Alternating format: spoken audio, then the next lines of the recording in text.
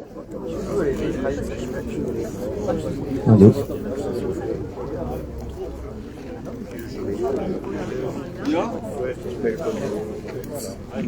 Eh bien, donc c'est la poursuite de la journée. Nous allons planter donc l'arbre. Vous m'entendez là? Oui. Moi je m'entends pas. Donc nous allons planter l'arbre de la laïcité et de la liberté de conscience. Nous l'avons appelé comme ça par les deux noms, parce que laïcité et liberté de conscience sont deux paires. Donc il s'agit d'un ginkgo biloba, il est ici. Donc, je vais vous expliquer ce que c'est en deux mots quand même, que tout le monde sache pourquoi on l'a choisi et d'où il vient. Donc le ginkgo biloba est apparu sur Terre il y a environ 270 millions d'années. La feuille du ginkgo biloba est composée de deux lobes en forme de palme et qui n'a pas de nervure centrale. On ne les voit pas ici parce que c'est pas la période, mais vous la verrez bientôt.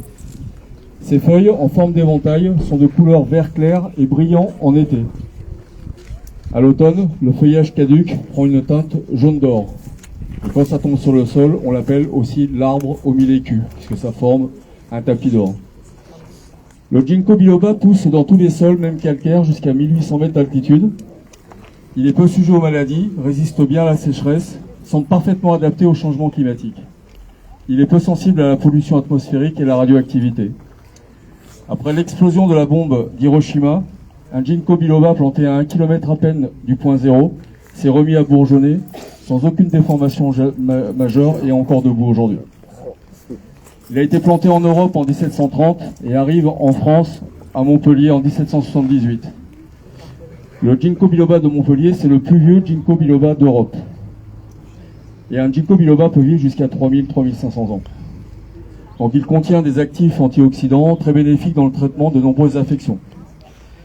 C'est un symbole de paix, de vie et d'élévation. De par la forme de la feuille unique en son genre, il évoque la dualité des opposés. Bon, le jour, la nuit, les deux sexes, la vie, la mort, la gauche, la droite, le bien, le mal, etc., etc. Véritable symbole de longévité, mais aussi de résistance, c'est tout naturellement qu'il a été choisi pour représenter symboliquement la laïcité. Chacun des deux lobes de la feuille de ginkgo biloba représente les deux sphères, la sphère privée, la sphère publique.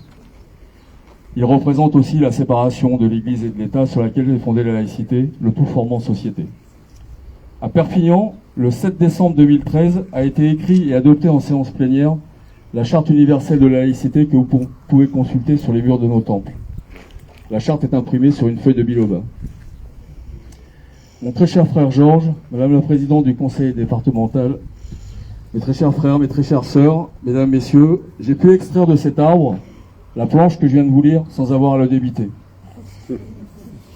J'ai repris cette phrase qui a été écrite par quelqu'un qui est dans l'assistance aujourd'hui, et je le remercie.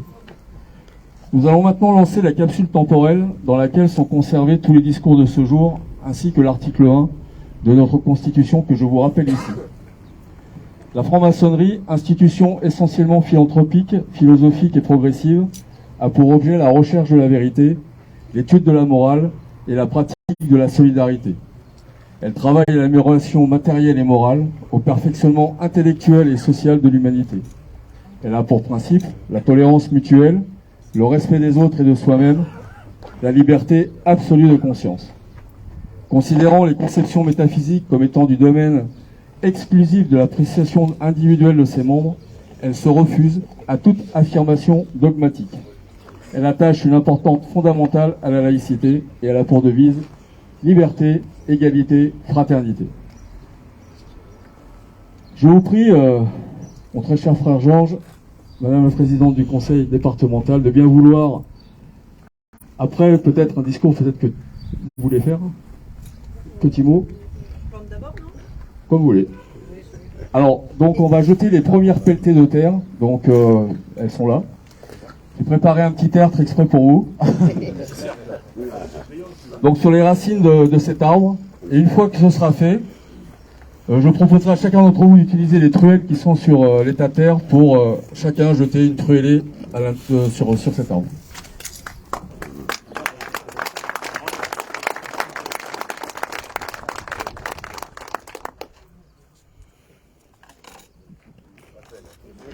Et la capsule. Et la capsule On y va. Sinon elle va prendre.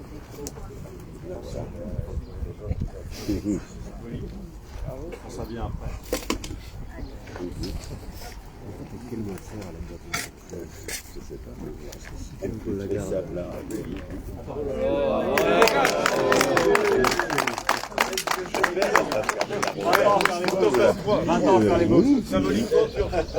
Donc, surtout qu'il y a tous les documents à l'intérieur, les planches.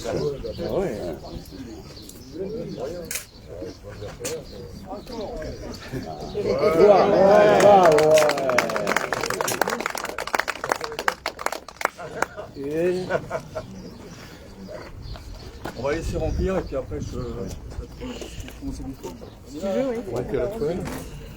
Venez chacun à votre tour remplir avec les cruels. Allez-y. Allez, René, allez, le bureau là. Il y en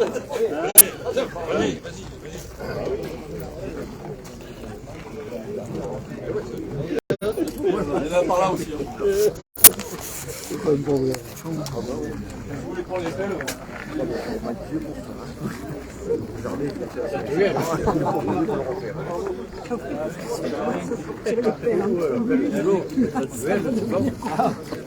Allez, pardon. Roger. Allez, on y va, on y va. Allez, on y va. Allez, la présidente l'a fait, donc nous, on y va. Allez. Oui, mais tu m'aides. On a jardiné sans pesticides. Je vais d'ailleurs lui demander de faire